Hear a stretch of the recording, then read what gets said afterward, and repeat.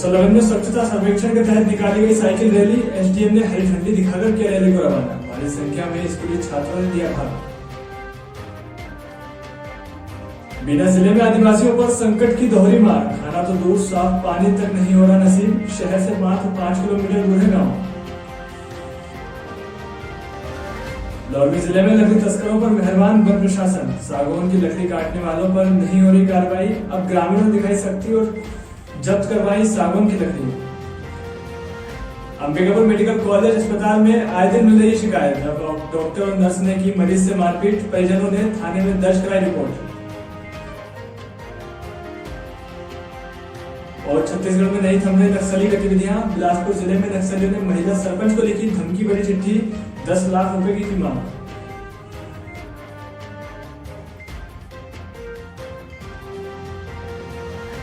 नमस्कार, संवाद न्यूज देख रहे हैं आप और मैं हूं एमसागर राठौर। सीहोर जिले के नौसलगन में स्वच्छता सर्वेक्षण 2021 के तहत नगर परिषद द्वारा स्वच्छता साइकिल रैली का आयोजन किया गया, जहां एसडीएम दिनेश सिंह तोमर द्वारा शासकीय उत्कृष्ट उच्चतर माध्यमिक विद्यालय ग्राउंड से हरी झंडी दिखाकर रैली का शुभारंभ किया, जो कि नगर के मुख्य चौराहा और वार्डों से होते हुए नगर परिषद कार्यालय पहुंची, जहां इसका समापन किया गया।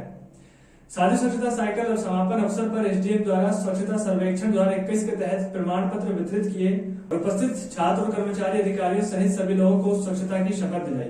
इस अवसर पर नगर परिषद सीएमओ जीएस राजपूत, विद्यालय के प्राचार्य पीएन कोठारी सहित स्कूल के शिक्षक, विद्यार्थी, नगर परिषद के अधिकारी कर्मचारी उपस्थित रहे, जहां सफलतापूर्वक स्वच्छता साइकिल रैली संपन्न कराई गई।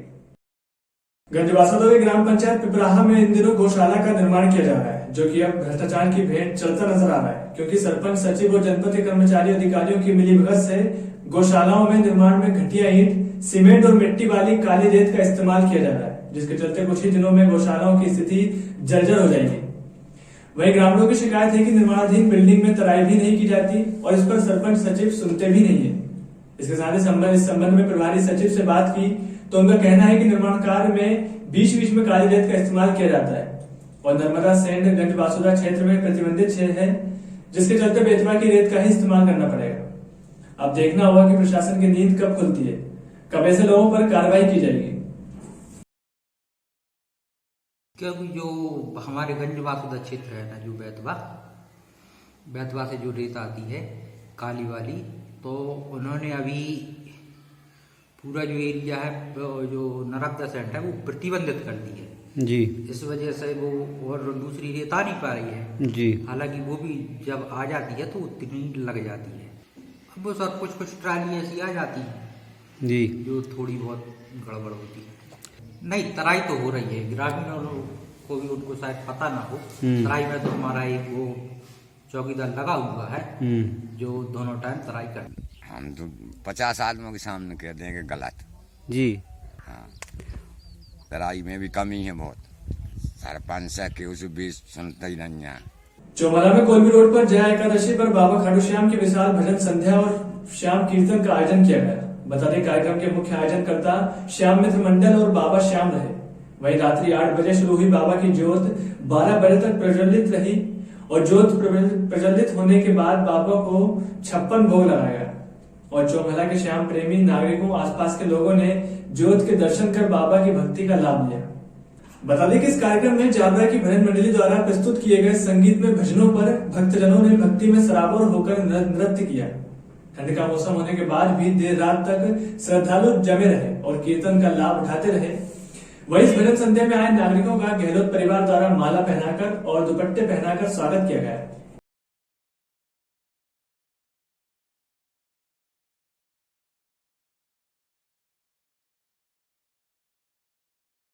सिंगरौली जिले के नवानगर थाना अंतर्गत गांव में एक बेहद शर्मसार करने वाली घटना सामने आई है। ये बता दें कि यहाँ एक युवक ने शराब के नशे में 70 वर्षीय बुजुर्ग महिला के साथ दुष्कर्म करके फरार हो गया।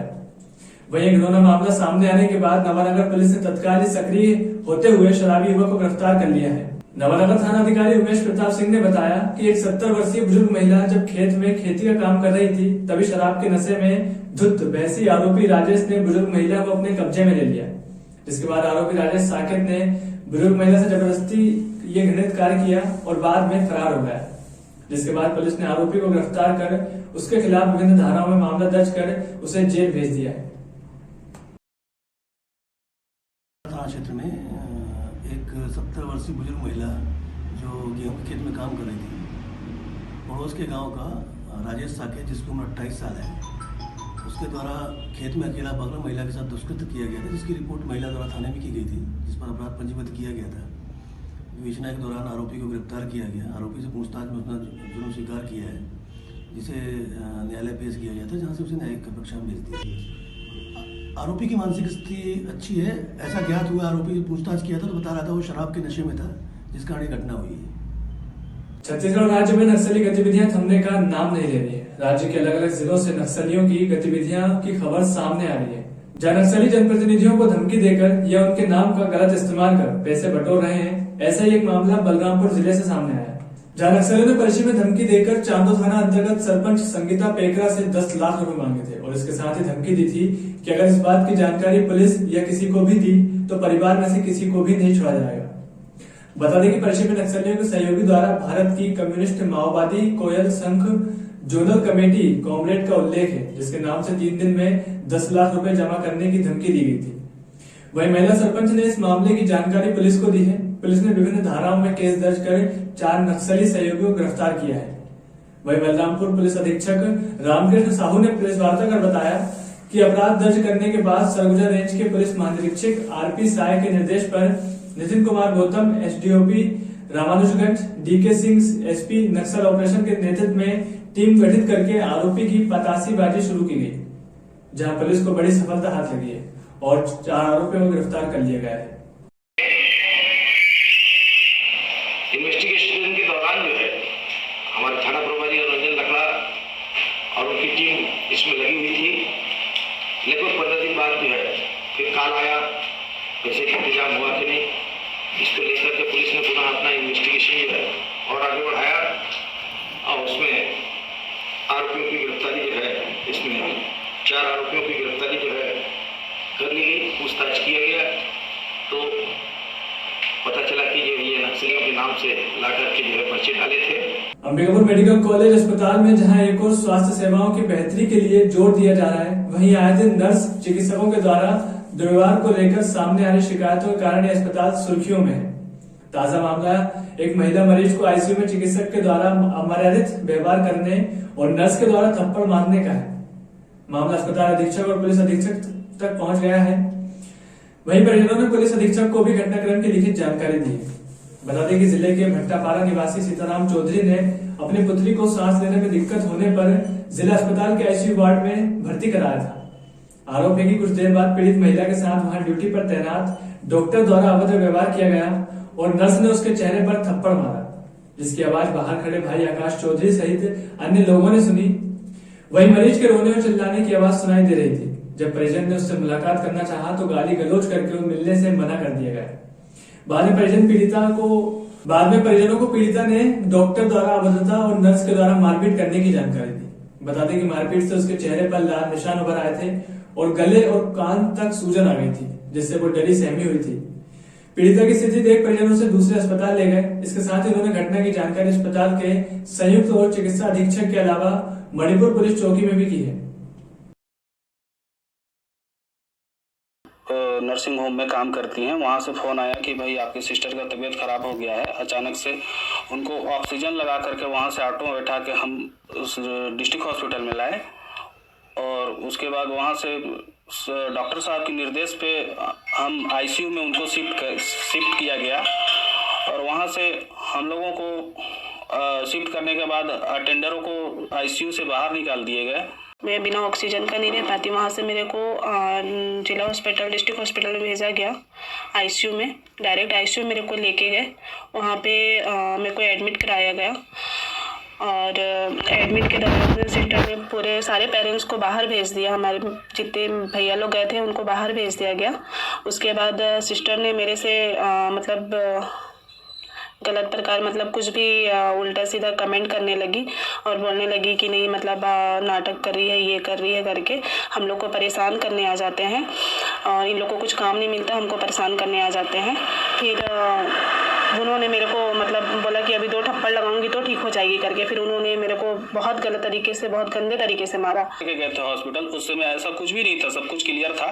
इसकी जानकारी मुझे स्टाफ के माध्यम से मिली थी जिस दिन ये घटना हुआ था, और जैसा कि शिकायत किया जा रहा है, मुझे ऐसी सूचना जो मेरे को जानकारी मिली है ऐसा नहीं है। तो जब पेशेंट आई थी उस समय कुछ वायलेंट थी, वो मे बी कुछ पर्सनल या एग्जाइटी स्टेट में रही होगी या स्ट्रेस में रही होंगी या साइकेट्रिक, मेरे को जो सूचना मिली मैंने साइकेट्रिक कंसल्टेशन के लिए भी बोला था। उस समय जो इन लोगों ने, स्टाफ के लोगों ने उसको कुछ पकड़ के भी रखा था, जैसा उन्होंने बोला कि जो वायलेंट होता है पेशेंट को यूजुअली स्टाफ लोग पकड़ते हैं। उसके बाद उन्होंने अपने सेल्फ इन्फ्लेक्टेड जिसको वो बोलते हैं, तो उसने खुद से अपने हाथ से वो की है। सूरजपुर जिला मुख्यालय के अग्रसेन चौक पर महिला कांग्रेस कमेटी द्वारा केंद्र सरकार के खिलाफ जमकर हल्ला बोला गया। बता दें कि कमेटी द्वारा रसोई गैस, पेट्रोल और डीजल सहित बढ़ती महंगाई को लेकर केंद्र सरकार के खिलाफ धरना प्रदर्शन कर जमकर हल्ला बोला गया। कार्यक्रम की शुरुआत में अग्रसेन चौक पर सभा और धरना प्रदर्शन किया गया। इसके बाद सभा स्थल से नारे लगाते हुए, सिलेंडर, अन्य खाद्य सामग्रियों का प्रदर्शन करते हुए और थाली बजाते हुए प्रदर्शनकारी कलेक्टर कार्यालय पहुंचे, जहां केंद्र सरकार के खिलाफ नारेबाजी की गई और अपना आक्रोश व्यक्त किया। इसके साथ ही राज्यपाल के नाम ज्ञापन सौंपा गया। वहीं शहरी जिला अध्यक्ष दीप्ति स्वाय ने ग्रामीण जिला अध्यक्ष आनंद कौर और महिला कांग्रेस के कार्यकर्ताओं ने बताया कि बीजेपी के शासनकाल में बढ़ती महंगाई से आम जनमानस का जीना दूभर हो गया है। केंद्र सरकार देश में बढ़ती महंगाई को रोकने में पूरी तरह से विफल साबित हुई है। अनुसार जिला मुख्यालय में जो रसोई गैस और डीजल, पेट्रोल और अन्य पदार्थों की बढ़ते दामों को लेकर विरोध प्रदर्शन है, हम सारे महिला यहाँ उसका विरोध प्रदर्शन करते हुए, जब केंद्र में कांग्रेस की शासन थी तब 50 रुपये भी अगर बढ़ता था रसोई गैस का दाम, तो उनके जो नेत्री हैं स्मृति ईरानी जी, जो आज केंद्र में मंत्री भी हैं, तो सड़क पर आके उतर के उसका प्रदर्शन करती थी। और आज इतने ज़्यादा मतलब 850 रुपये आपका रसोई गैस का दाम है, 100 का पार पेट्रोल डीजल हो गया है, और उनके तरफ से कोई पहल नहीं है। जब विपक्ष में थे तब तो पहल करते थे, तो क्या आज उनके नहीं लगता है कि वृद्धि हो रहा है दामों में? जो पेट्रोल डीजल के दाम बढ़ रहे हैं, उसी के लेकर आज महिला कांग्रेस के तत्वाधान में ये विरोध प्रदर्शन और ज्ञापन है। जशपुर जिले के पत्थलगांव इलाके में सड़कें बेहद ही खराब हो चुकी हैं। कई जगहों पर सड़कों का निर्माण किया जा रहा है, वहीं सड़कें बिना मापदंड के बनाई जा रही है और सड़कों के निर्माण में घटिया क्वालिटी का सामान लगाया जा रहा है, जिसका ग्रामीण विरोध कर रहे हैं। बता दें कि मुख्यमंत्री ग्राम संपर्क योजना के तहत जोराडोल गांव में सड़क निर्माण किया जा रहा है। सड़क निर्माण में बेहद ही घटिया सामग्री का उपयोग किया जा रहा है। पत्थलगांव इलाके के जोराडोल गांव में करोड़ों की लागत से सड़क निर्माण किया जा रहा है। सड़क का निर्माण विगत 2 सालों से निर्माणाधीन है। वहीं ठेकेदार ने सड़क से संबंधित कोई बोर्ड भी नहीं लगाया और न ही सड़क निर्माण संबंधित नियमों का पालन किया है। इसी को लेकर सड़क निर्माण में लाई जा रही सामग्री की पकड़ सड़क पर काफी कमजोर है। हाथ से उखाड़ने पर रेत की तरह पूरी सड़क उखड़ती नजर आ रही है। वहीं अब सड़क निर्माण की धीमी गति और गुणवत्ताहीन निर्माण से स्थानीय ग्रामीणों और जनप्रतिनिधियों ने आवाज उठाते हुए ठेकेदार को उचित निर्माण की चेतावनी दी है। 10th क्लास में बोर्ड एग्जाम का तैयारी कर रही हैं आप? जी।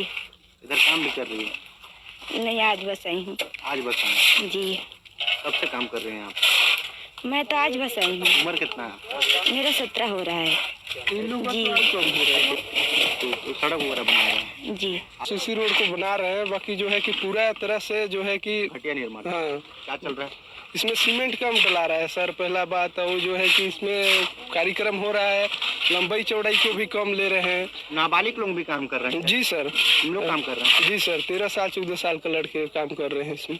लोरमी के खुड़िया वन परिक्षेत्र में अवैध इमारती लकड़ी की कटाई और तस्करी थमने का नाम नहीं ले रही है। आरोपियों के सामने वन प्रशासन बोना साबित नजर आ रहा है।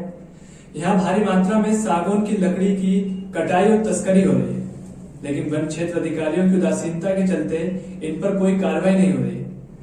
बता दें कि अब वनों को बचाने के लिए ग्रामीणों को आगे आना पड़ रहा है। खड़िया वन परिक्षेत्र के ग्राम कंसारी से ऐसे एक मामला सामने आया है, जहां ग्रामीणों ने मैदान में उतरकर लाखों रुपए की कीमती सागौन इमारती लकड़ी को बरामद कराया है।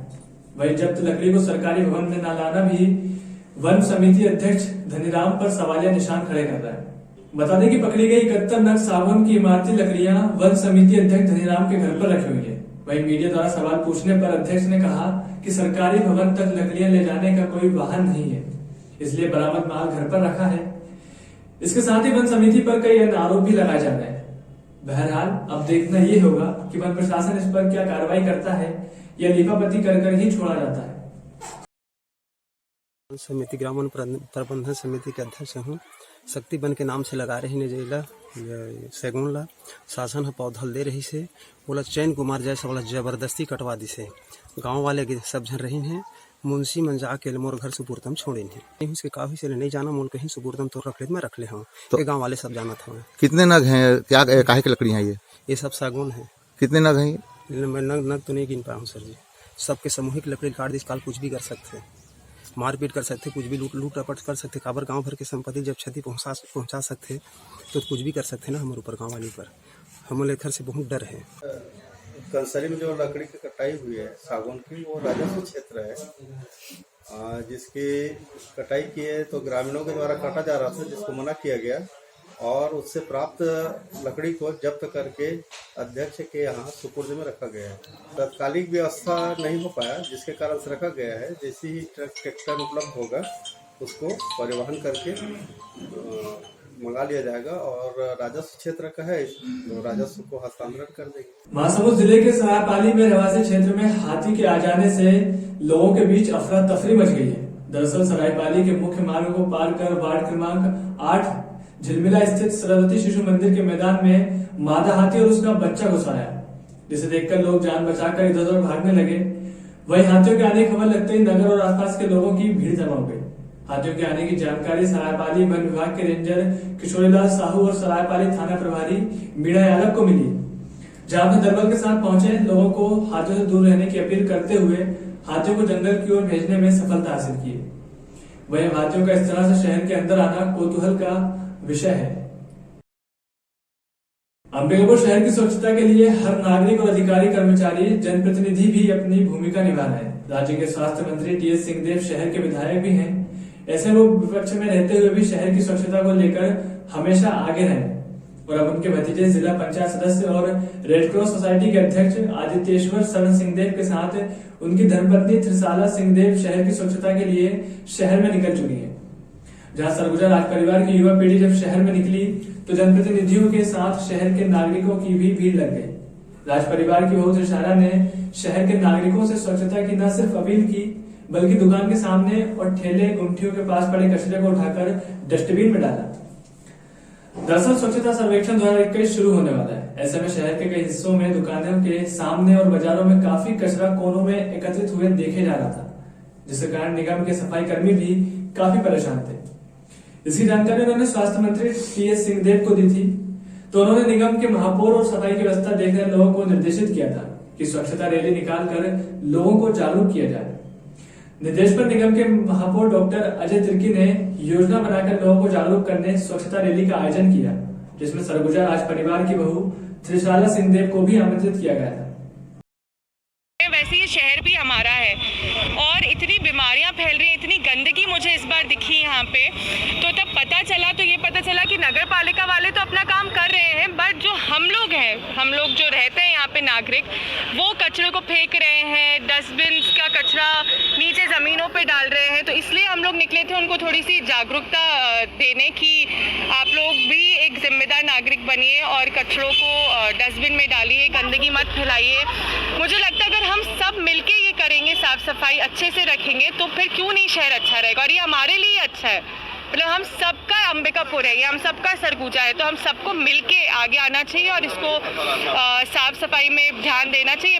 मध्य प्रदेश और छत्तीसगढ़ की तमाम खबरों के लिए बने रहिए हमारे साथ और देखते रहिए संवाद न्यूज। नमस्कार।